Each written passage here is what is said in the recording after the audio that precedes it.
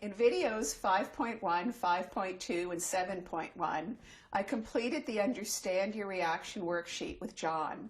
The situation we were examining was that John had planned on going to a study session for an upcoming exam, but then stayed in his room on his computer after his classmate asked if he was also going.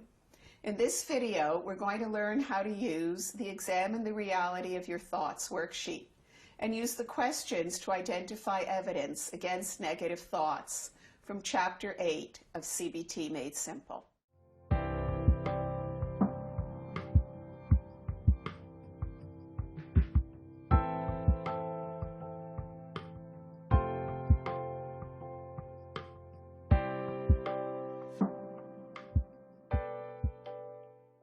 John, you just did a good job of completing the Understand Your Reaction worksheet. Let me explain what I want to do next. I want to take a look at your thoughts and start to look at the evidence for your thought. I want us to pick one thought that's really central. Okay. And look at the evidence for that thought and the evidence against. Because what tends to happen is that negative thoughts are like thought habits. We get used to thinking a certain way, and we never step back and actually ask ourselves, does this make sense? Or is this just a habit and a way of thinking that I've fallen into? Right. So we're going to pick one thought. And I want us to pick the thought that really seems the most central to you. I'm going to ask you to pick the thought that really causes you the most distress, which is hard. Yeah. But it also means it'll be a really important thought for us to look at.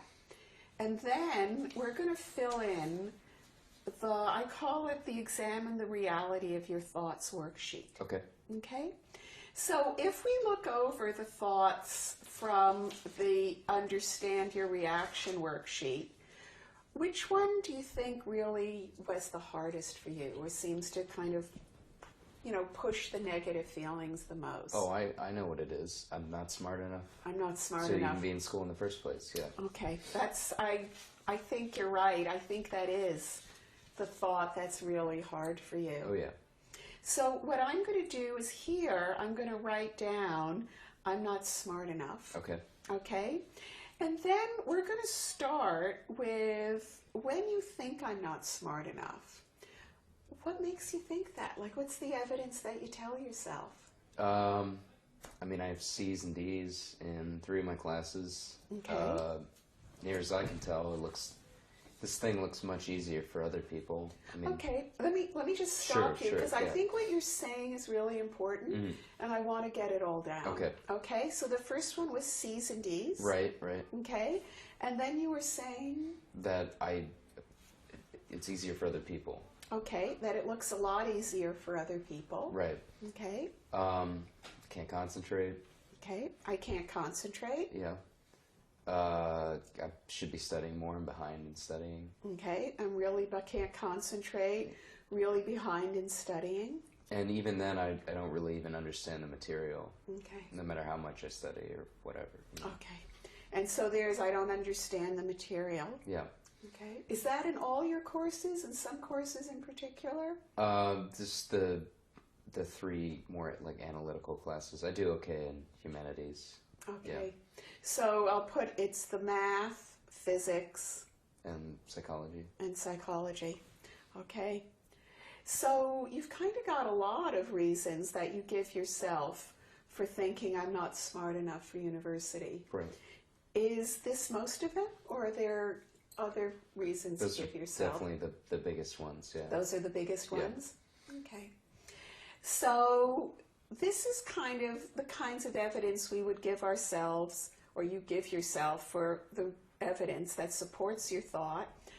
I want to ask you, what about some evidence that would make you think I am smart enough for university?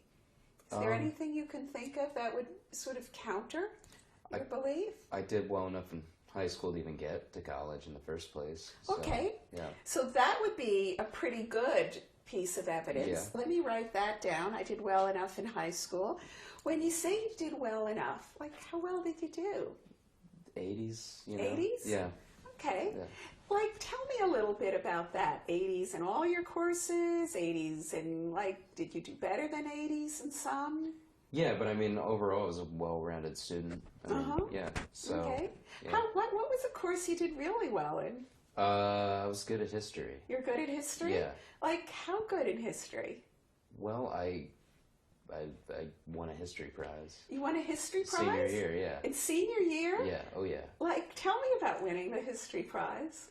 I mean, I don't know how it happened, but I guess I wrote a really good research paper.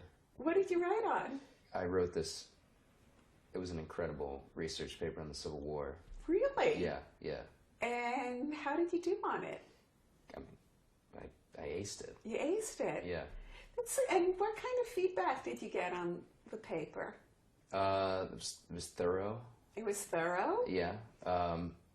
So they said it was thorough and it was good enough to win the prize. How many kids are in your class? There's 40 kids in my class. So there were 40 kids in your class? Yeah. And how many history prizes did they give out? There was just the one. There was just the one. And I got it. And you got it. Yeah. Okay. That's kind of interesting. If your history teacher knew you were thinking, I'm not smart enough for university, what do you think she would say? I guess you disagree with that.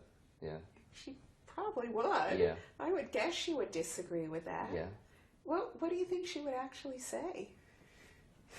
What would she tell you? I don't know, that it's silly for me to even think that I wouldn't be good enough for university. Okay. So she would sort of disagree with that. Yeah. I'm curious, in high school, did you also take sciences at all? Did you take math? Did you take physics, chemistry? Oh yeah, biology. Biology? Yeah. And how did you do in them? I did